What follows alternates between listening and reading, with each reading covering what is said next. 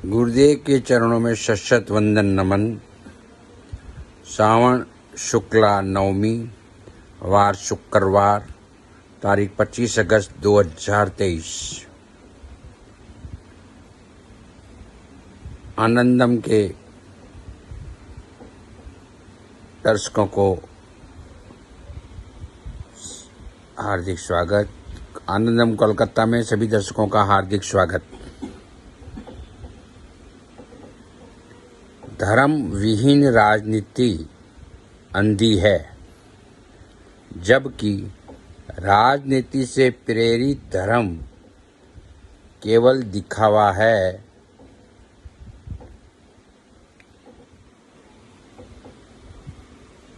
ढोंग है और पाखंड है। सत्ता सुख को समर्पित राजनेता खुदगर्ज होता है, जबकि श्रेष्ठ कार्यकर्ता राष्ट्र की उन्नति के लिए समर्पित होते हैं। और आज इसी राजनीति के इन कोटेशनों के साथ आज चाणक्य नीति के बारे में भी बात की जाएगी, जो कि आपको आगे बताया जाएगा।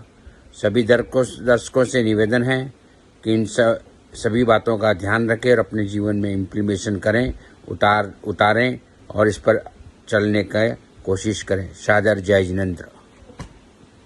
आचार्य चाणक्य से मिलने के लिए एक बार यूनान के राजदूत आए। वो देखना चाहते थे कि महामंत्री चाणक्य रहते कैसे हैं।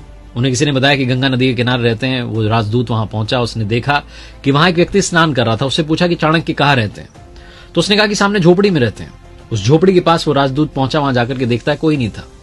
वो पीछे पलट के जाने लगा। उसे लगा कि शायद वो व्यक्ति मजाक कर रहा था। तभी वो व्यक्ति वहीं दरवाजे पर आ गया झोपड़ी के। राजदूत ने उससे कहा कि यहां तो कोई चाणक्य नहीं, आप तो कह रहे थे यहां रहते हैं।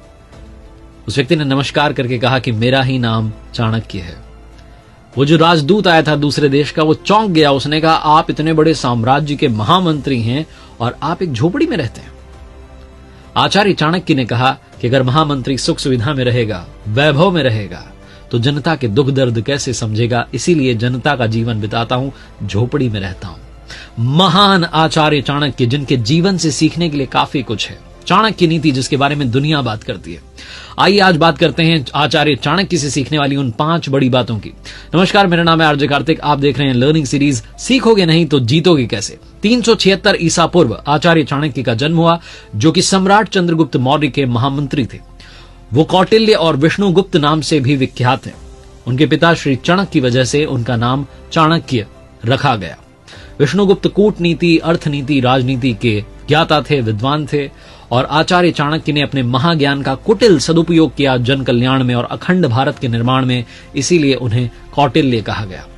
आचार्य चाणक्य, जो कि जन्म से वैश्य थे, कर्मों से सच्चे ब्राह्मण थे और उत्पत्ति से क्षत्रिय थे, वो सम्राट चंद्रगुप्त के गुरु थे, अपने माता पिता की प्रथम संतान थे। और कहा जाता है कि ज्योतिषियों ने जब वो पैदा हुए थे तो कहा था कि इस बालक में राजयोग नहीं है, लेकिन इसमें चमत्कारिक ज्ञान योग है। और अपने उसी ज्ञान योग के बलबूते पर उन्होंने अखंड भारत के निर्माण में अपना योगदान दिया। तो आइए शुरू करते हैं लर्निंग सीरीज। सीखते हैं वो 5 बातें जो काम की हैं। सबसे बड़ी बात और पहली बात जो आचार्य चाणक्य सिखाते हैं, अपने संकल्प से बंध जाओ। ये बात उस समय की है जब सिकंदर भारत पर हमला कर रहा था, आर्यव्रत की तरफ बढ़ता चला जा रहा था, विस्तार कर रहा था, पूरी दुनिया जीतने के लिए निकला था। तक्षशिला के आचार्य चाणक्य, उन्हें इस बात का डर था कि कहीं भारत पर वो हमला ना कर दे, भारत को अपने काबू में ना ले ले। इसीलिए उस वक्त के जो शक्तिशाली राजा थे, मगध के राजा धनानंद, उनके पास में आचार्य चाणक्य पहुंचे मदद मांगने के लिए। और धनानंद जो है, उसके बारे में कहा जाता है कि वो जो राजा था वो नशे में धुत रहता था, लोभ में, लालच में, अहंकार में डूबा हुआ था। जब दरबार में पहुंचे तो उसी नशे में धुत था। उसने पूछा कि ब्राह्मण कौन हो, तुम कहां से आए हो। तो आचार्य चाणक्य ने कहा कि मैं तक्षशिला का आचार्य हूं। तो धनानंद ने पूछा कि क्यों आए हो। तो आचार्य चाणक्य ने रीजन बताया कि जो सिकंदर है वो बढ़ता चला आ रहा है, उसकी सेना बढ़ती चली आ रही है और उसका मुकाबला आप कर सकते हैं, आप अखंड भारत की रक्षा कर सकते हैं। तो आचार्य धनानंद जो था वो लोभ में था, अहंकार में था। उसने इस बात पर ध्यान नहीं दिया और कहा तुम मुझे ज्ञान दोगे। और ऐसा कहकर के उन्हें लात मारी गई। जब आचार्य चाणक्य को लात मारी गई, वो जमीन पर गिरे तो उनकी जो शिखा थी, जो चोटी थी, वो खुल गई। और जहां उनकी शिखा खुली, उन्होंने उस खुली हुई शिखा को पूरे दरबार को दिखाया और कहा कि ये शिखा तब तक नहीं बांधूंगा जब तक कि मगध साम्राज्य की गद्दी पर कोई योग्य शासक नहीं बैठ जाता।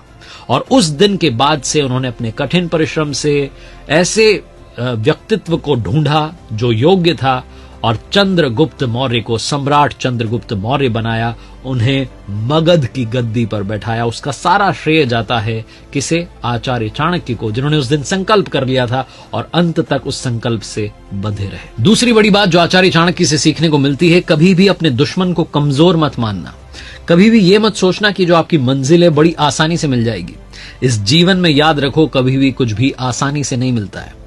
आचार्य चाणक्य ने ये तो संकल्प ले लिया था कि धनानंद से बदला लूंगा अपमान का, मगध की गद्दी पर योग्य शासक को बैठाऊंगा, लेकिन ये सब कुछ आसान नहीं था।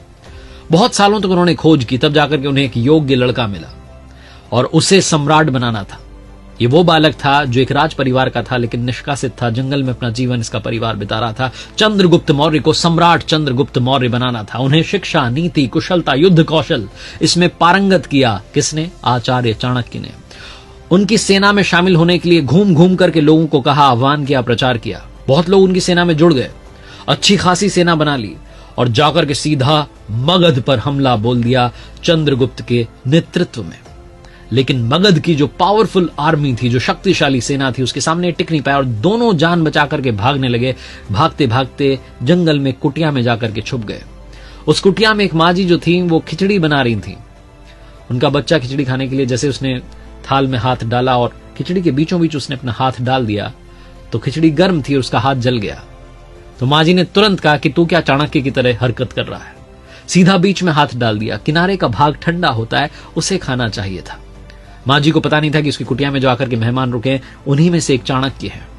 चाणक्य ने जब ये बात सुनी तो उन्हें समझ में आ गया कि करना क्या है। सीधा मगध पर हमला नहीं बोलना था, जो बाहरी कमजोर राज्य थे उन पर अटैक करना था। और अपनी स्ट्रैटेजी को चेंज किया और आखिरकार मगध पर भी कब्जा कर लिया, उसे गद्दी से हटा दिया जिसने आचार्य चाणक्य का अपमान किया था। फाइनली मगध को एक योग्य शासक मिला जिनका नाम था सम्राट चंद्रगुप्त मौर्य। तीसरी बड़ी बात जो आचार्य चाणक्य सिखाते हैं कि प्रेम से भी किसी भी समस्या को जड़ से समाप्त किया जा सकता है।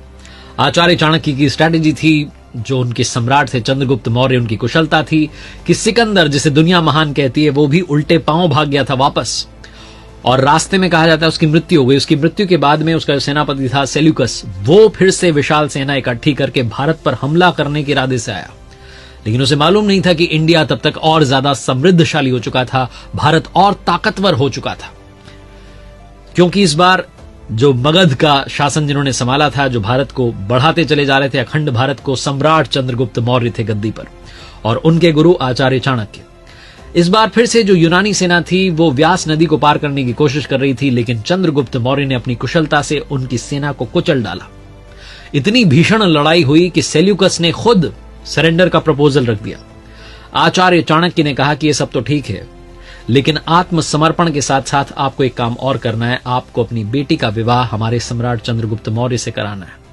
सेल्यूकस तैयार हो गया। आचार्य चाणक्य ने कहा कि एक शर्त है, जो भी पुत्र होगा वो उत्तराधिकारी नहीं माना जाएगा। सेल्यूकस ने कहा ठीक है। ये विवाह की बात जब सहमति बन गई तो अब तक कभी भी चंद्रगुप्त मौर्य ने अपने आचार्य से नहीं पूछा था किसी भी स्ट्रैटेजी पर, लेकिन इस बार पूछ लिया कि मैं आपकी हर बात का सम्मान करता हूं, लेकिन इस बार मुझे समझ में नहीं आया कि विवाह का प्रस्ताव क्यों रख दिया। तो आचार्य चाणक्य अपने सम्राट को लेकर के जंगल में गए। जंगल में जब पहुंचे तो रास्ते में कांटा बिछा हुआ था, कांटा दोनों के पैरों में चुभ गया। सम्राट चंद्रगुप्त मौर्य को गुस्सा आ गया। उन्होंने तलवार निकाली और देखा कि नीचे एक जंगली बेल जो थी वो फैली हुई थी। वो तलवार से बेल काटने वाले थे कि आचार्य चाणक्य ने कहा, रुको, हम अगर यहां पर गुड़ और दही ला करके डाल देते हैं तो चींटियां ही चींटियां हो जाएंगी, वो इस जंगली बेल को, इसकी जड़ को खा जाएंगी, इसे नष्ट कर देंगी। जो काम प्रेम से समाप्त हो सकता है, जिसका समाधान निकल सकता है, उसमें हर बार क्रोध करने की, युद्ध करने की जरूरत नहीं है। जो आपके विवाह का प्रस्ताव रखा गया है, इससे अनंत काल के लिए ये जो युद्ध है वो समाप्त हो गया है। चौथी बड़ी बात जो आचार्य चाणक्य की नीति कहती है कि तोड़ने पर नहीं, जोड़ने पर विश्वास रखिए। आचार्य चाणक्य अखंड भारत की रक्षा के लिए एक राजा के दरबार में पहुंचे। वो बहुत अहंकारी और स्वार्थी टाइप का था। आचार्य चाणक्य जैसा कोई विद्वान उसके दरबार में आया हो, वो इस बात को अपने लिए गर्व की बात समझ रहा था, उनके आगमन से प्रसन्न था। जब वो जाने लगे तो विदाई में उन्हें रत्न जड़ित बहुत ही बेशकीमती तलवार भेंट की। आचार्य चाणक्य तो विद्वान थे, उन्होंने कहा कि ये मेरे किसी काम की नहीं है, अगर आप मुझे देना चाहते हैं तो एक सुई दीजिए और अखंड भारत में अपना योगदान दीजिए। और राजा को समझ में नहीं आया, उसने कहा आप इतनी महंगी जो तलवार है उसको लेने से मना कर रहे हैं। आचार्य चाणक्य ने कहा हाँ, क्योंकि सुई जो है वो फटे हुए को सिलने का काम करती है और तलवार खंड खंड करने का काम करती है। मैं इस वक्त अखंड भारत के संकल्प के साथ निकला हूं, आप एक सुई दीजिए तोहफे में, ताकि मुझे याद रहे ये भेंट, और अखंड भारत में अपना योगदान दीजिए। उस राजा को समझ में आ गया कि आचार्य चाणक्य कितने विद्वान थे। वो उनकी बात से प्रसन्न हो गया और अखंड भारत में उसने अपना कंट्रीब्यूशन दिया। और आखिरी बड़ी बात जो सीखने को मिलती है आचार्य चाणक्य के जीवन से, वो सिखाते हैं कि जीवन में सख्त भी रहिए, अपने आप को इस तरीके से पेश कीजिए कि कोई भी आपका गलत फायदा ना उठा ले। सांप जो होता है ना, अगर वो विषैला ना हो, जहरीला ना हो, तब भी उसे विषैला होने का दिखावा करना चाहिए, ये चाणक्य कहते हैं। क्योंकि एक आसान व्यक्ति पर काफी आसानी से कदम रखा जा सकता है। दुनिया को कमजोर को कुचलने में और मजबूत की पूजा करने में आनंद आता है, उनकी आदत है। इसलिए जब आप नहीं हैं तब भी आपको सख्त दिखना चाहिए, ताकि लोग कभी भी आपको हल्के में ना लें, आपकी डिसरिस्पेक्ट ना करें।